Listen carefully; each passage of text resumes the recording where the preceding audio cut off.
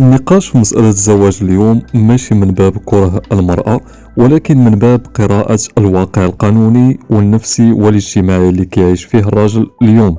فالراجل خاصو يفهم واحد الحقيقة صعيبة نوعا ما، وهو أنه الزواج ما بقاش فيه نفس الشروط ديال الماضي.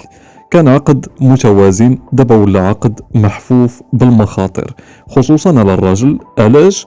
حيث إلا وقع الطلاق القانون ما كيشوفش المشاعر، ما كيشوفش اي حاجه من هادشي، فهو كيشوف الارقام، النفقه، السكن، الممتلكات والاطفال.